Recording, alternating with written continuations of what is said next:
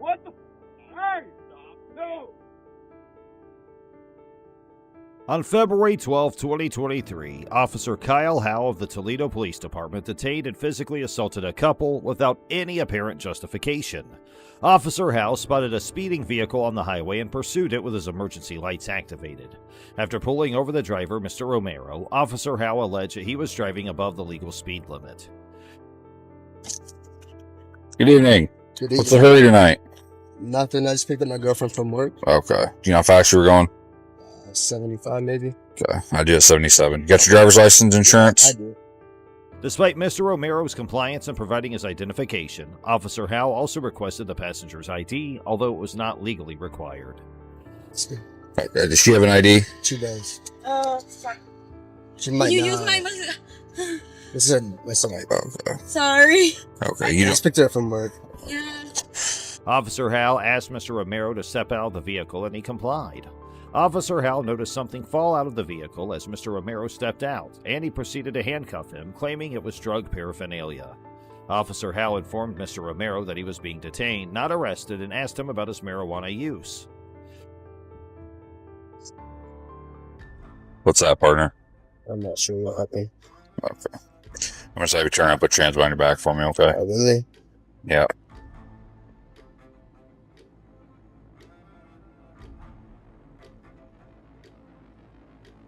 $45 1 to 10. All right. Is that comfortable for you or not? The laws surrounding marijuana use in Ohio are complex, but possessing less than 100 grams is considered a minor misdemeanor. Officer Howe then requested Mr. Romero to undergo a field sobriety test, which he willingly agreed to. However, Officer Howe then arrested Mr. Romero for driving with a barred license, indicating that his license had been previously suspended.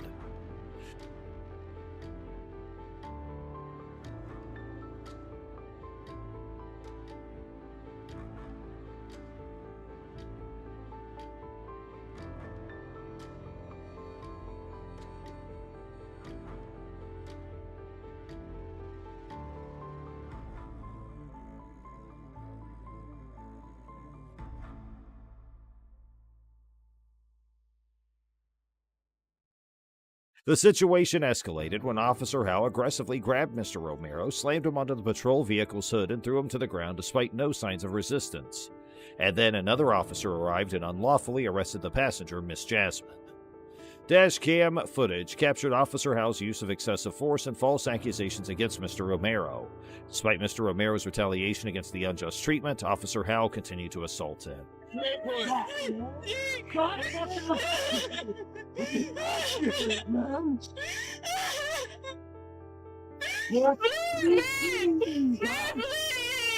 Stop! Pussy! Stop! Baby, please stop! Baby, please! Why are you pulling on me like that? Miss Jasmine's arrest was also unjustified as she had not engaged in any wrongdoing. Both Mr. Romero and Miss Jasmine were ultimately arrested, but it is important to note that their violations of the law did not excuse the mistreatment they endured. Pulling away from me and trying to kick me as it is. Why did you hit me and slam me on the ground that many times? Following an investigation into another incident involving Officer Howe, he resigned from the Toledo Police Department. The incident highlights concerns about the excessive use of force and the violation of individuals' rights during law enforcement encounters. In another incident, a driver who had committed no wrongdoing and violated no laws was pulled over by an officer who falsely claimed that the vehicle's tag was expired. The officer's true intentions became evident when he asked a question unrelated to the traffic stop, implying potential phone use while driving. And another question, you just turned that on, right? Like, you didn't have that while you were driving? No, I just turned it on. Yeah. Okay. Despite the driver providing the necessary documents, the officer insisted that the expired tag was the driver's responsibility and proceeded to issue a ticket. Just because it seems like a while, if the validation tag expired in December. The driver repeatedly explained that the vehicle was a rental and that the responsibility for the tag's validity rested with the rental company. Well, you call Enterprise. That's not my car. I don't know why you pulled me over. However, the officer remained ignorant and refused to acknowledge the driver's explanation. To confirm his innocence, the driver requested permission to inspect the license plate himself, which revealed that the officer's allegations were entirely false. In a revealing moment, the officer admitted to running the license plate before initiating the traffic stop, indicating possible racial profiling. That's It is. You're the enterprise. driver. No, that's not a problem. You call enterprise. You're the driver. This admission exposed the officer's misconduct and further highlighted the unjust treatment faced by the driver. The incident exemplifies the officer's disregard for the truth and raises concerns about potential bias and abuse of power within law enforcement. See, you tell me the plate is expired. Can I go see? Oh, it's my mistake. No, that's your mistake. That is my Did mistake. you see because it's a black person? No, stop it. No. Look Never. how much. That's Never. not I didn't even see Wrongful. who was driving the car. I looked at the plates there. Moving on to the next incident, a family was peacefully enjoying their time at a park when two police officers approached them without any apparent reason. Hi. What's up, guys? The man recording the encounter immediately exercised his rights and requested the officers to identify themselves, which they complied with by providing their names and badge number. How's it going? Who are you guys? Can you identify yourself, please? When asked why they approached the family, the officers claimed that the family was yelling and screaming, an allegation that holds no legal significance, especially considering they were in a public park. Please. 2301. And you, sir. Officer Weeks, Eagle Police Department. Oh. The family members calmly informed the officers that they were simply conversing and having a good time, emphasizing that their actions were not disrupting anyone else. However, the officers altered their allegations, now accusing the family of using profanity loudly, despite the fact that such behavior is not illegal. I guess they're just yelling and screaming. In response, the man recording the incident asserted his right to use profanity whenever he chose to do so. Recognizing that the officers had no valid reason for approaching them, But we're just here enjoying ourselves right now. the family members started to dismiss their presence. They indicated that they would pretend as if the officers were not even there. So, my understanding, there's some cussing going on here. I cuss, There's yeah. a bunch of kids here, Yep. obviously. I think that's... They're playing over in the playground. Yeah, of course I cuss. I cuss anytime I want to cuss. So if you don't like it, like they don't like to hear what you want to say, then I mean, you don't have to be here. Just as it seemed the officers would finally leave the family alone, another police officer arrived on the scene, prolonging their presence. The family members, realizing the officers' persistence and unnecessary drama, firmly requested them to vacate their space and leave them in peace. Although the officers seemed dissatisfied with the lack of disturbance from the family, they eventually departed, realizing their attempts to provoke a reaction had been unsuccessful. Oh no, I'm talking to my people right now. There's another one coming up right now. In this terrifying incident, a young woman named Taylor Brown was subjected to harassment and assault by over 6 police officers without any apparent reason. On February 9, 2023, 18-year-old college student Taylor Brown was at the Normal Police Department in Illinois for an interview regarding a fire that occurred at her residence earlier that day. Despite waiting for the detective for around 40 minutes, Brown expressed her fatigue and requested to leave. Okay, and we're gonna seize your phone. Why? Because the fire's under investigation. I need to know what my So you can hand me the phone, or I can take the phone. But I need to know what my phone's being. They're not telling me a reason why my phone's being. I just did. But you said it's under investigation, which I So listen to me. The fire. That's her phone? So the fire's gonna be under investigation, and your phone's gonna be seized. Is Shay? Yes, everybody's phone's being seized.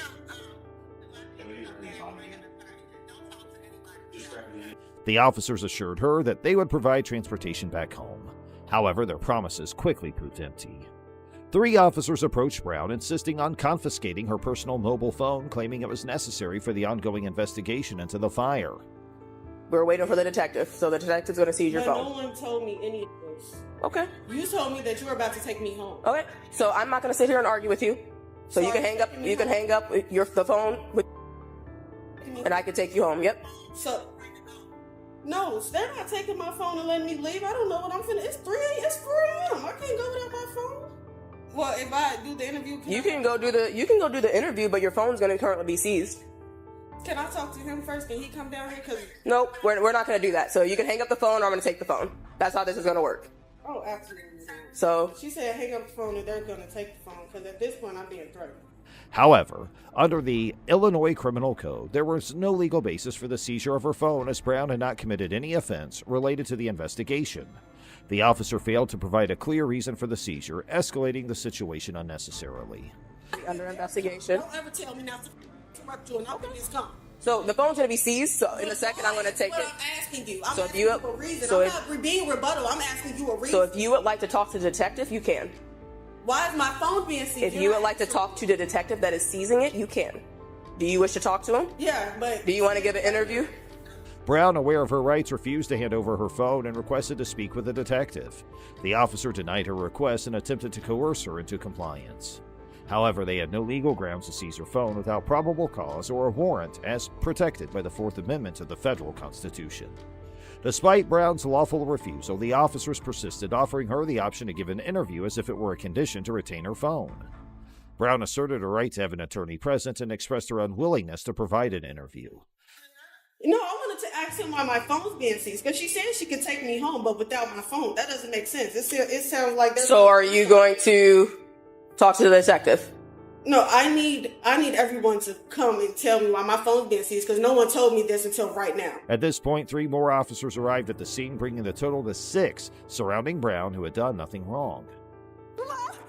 Do not get. Okay, push your legs out. Stop. Relax. Relax. Mom, I'm not letting go. I promise. Relax. Mom, I'm not letting go. I Relax. promise. We just want your phone. That's it. We just want your phone. They try to give me with no protection. Taylor. No. No.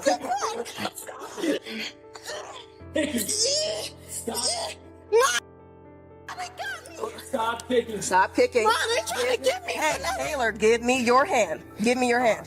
Give me your hand. Give me your hand. Taylor, Turn her to. this way toward me. Give me. Roll. Give me.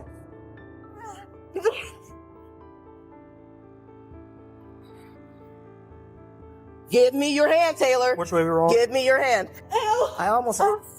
I'm gonna keep doing the pressure point until you let go. Let go. Stop his hand. Release your hand. During the altercation, the officers forcibly attempted to take Brown's phone from her, leading to a physical struggle. One officer used pressure tactics near Brown's collarbone to gain compliance, despite her lack of criminal behavior. I'm filing the case as soon as I get off this floor. Move. You all have no right. I can't get out here willingly because you're a black woman. Get up. Okay. Hold on. I want you to think about how you're doing another black woman. Okay. Where you go to Relax. Relax.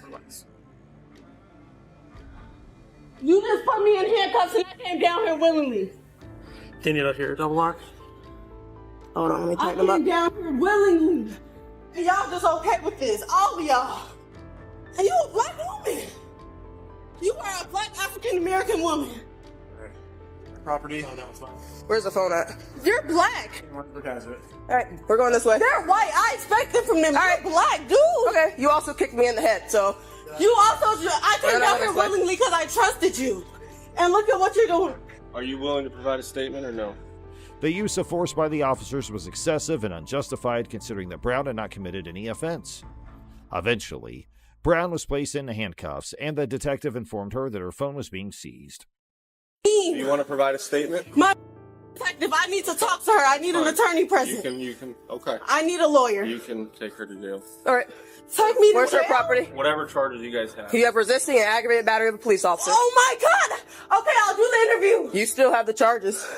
I did not aggravate you. You You assaulted kicked me. Okay, so relax. You assaulted me. I'm 18 years old and you assaulted me. Of course I'm aggravated. I wasn't resisting arrest. You didn't say that I was under arrest. You're being arrested. I asked you, so listen, I asked you to provide your phone and you refused, okay? When you But you didn't give me a reason. So, no. I said your phone was being seized. You said never gave me the reason. Don't interrupt me. Don't interrupt me. I said your phone was being seized. I asked you the I gave you reason. several times to I hand it to trusted me. you. That's why I came. You did not hand me your phone. Brown, steadfast in her rights, requested a lawyer, prompting the detective to order her arrest. The officers charged her with resisting arrest and aggravated battery of a police officer, despite lacking any valid grounds for such charges. Scared, hello, you would do the same thing. Cuffs still have to be double locked if they weren't double locked back. They weren't. Go ahead and double lock them. Double lock them, I can't move. Are you guys serious right now? How are you gonna do this to me? I'm like, bro, I just got out of high school and you guys are scaring me. Following her ordeal, Brown filed a civil lawsuit against the officers for violating her Fourth Amendment rights and causing physical and emotional harm. She seeks compensatory and punitive damages for the trauma she endured during the incident. Brown's mother expressed her concern, hoping that no other mother would have to go through a similar experience. The lawsuit is ongoing, highlighting the need to hold law enforcement accountable for their actions and protect the rights of individuals like Taylor Brown, who experience unjust treatment and unwarranted aggression from those sworn to protect and serve.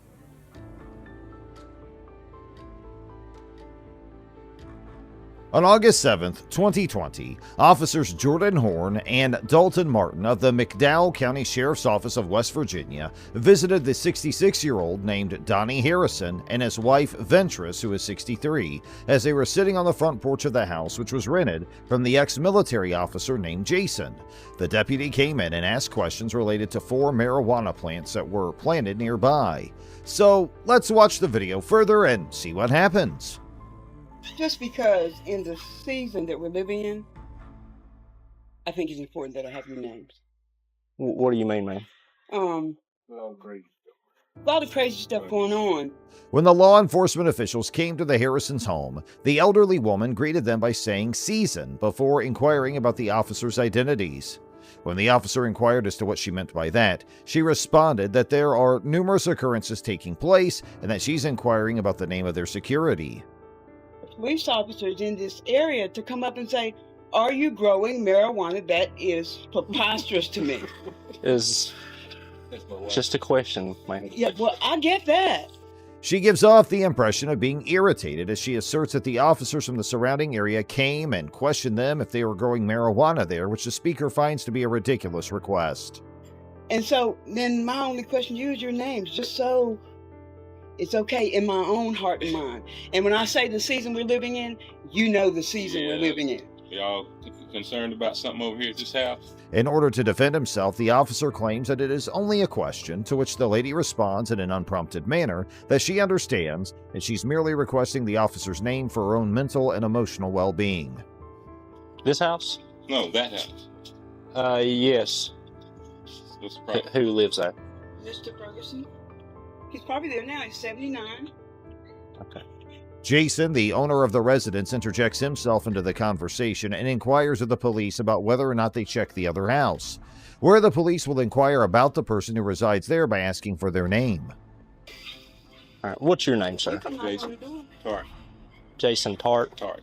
And what do you mean by the season we're living in, ma'am? Sir. What do you need? You got any questions for me? No, I'll collect some information from you in a minute, your name and date of birth and such. The lady responds to the person who's living in that house. What do you need my information for? You own these 2 homes, correct? What okay, these 2 homes got to do with that? These 2 homes is near that marijuana grow, so I'd just like to have your name. You know how many people go through here? I understand. That's not going to... The officer then asks the name of the individual standing beside the lady, where Jason introduces himself and asks the lady what does she mean by the term season, in which the owner of the house jumps in and says what the officer requires. Do you one bit of good? Okay. Well, sir, I'm going to need your name and date of birth, and I have that. I feel comfortable giving you my name. Where the officer replies by stating he is just collecting information.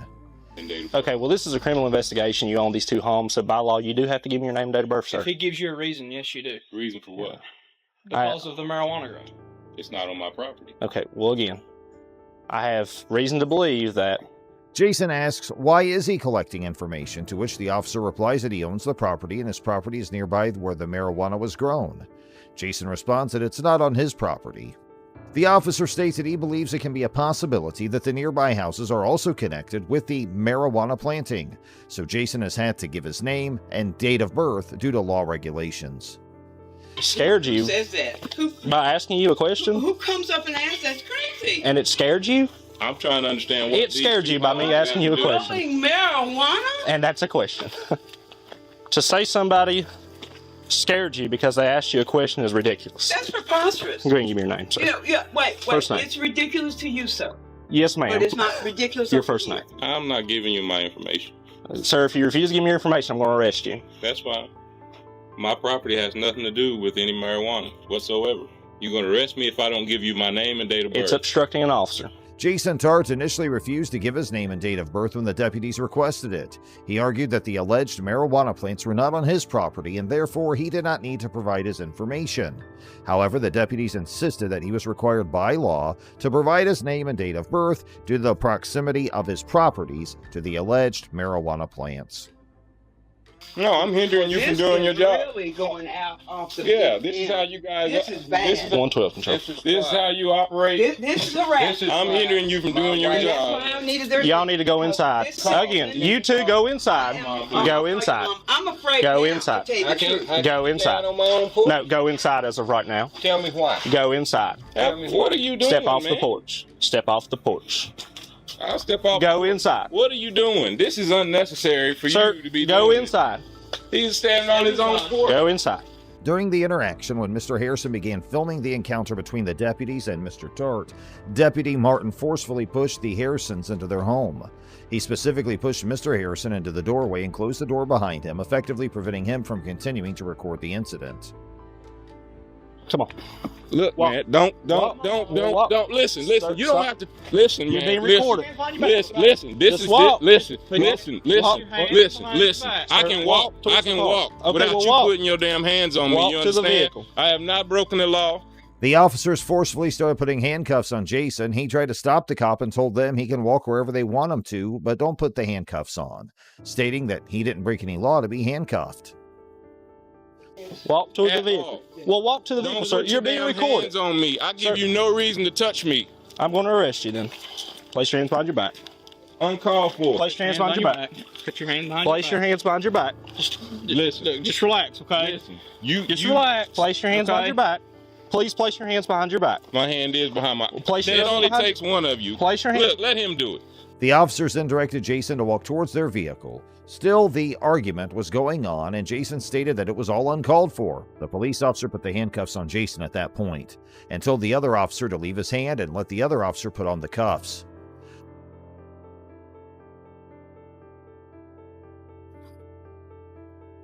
He owns two properties right here on this Fabulous Drive road. We located a marijuana grow, probably not 100 foot, 50 foot from this last property of his, and he just won't give us his name, date of birth. The officers took Jason towards their vehicle, made him sit inside, and updated their heads about the situation, stating that Jason's not providing his ID and credentials when asked for, and lives approximately 50 to 100 feet away from the scene where the marijuana was found.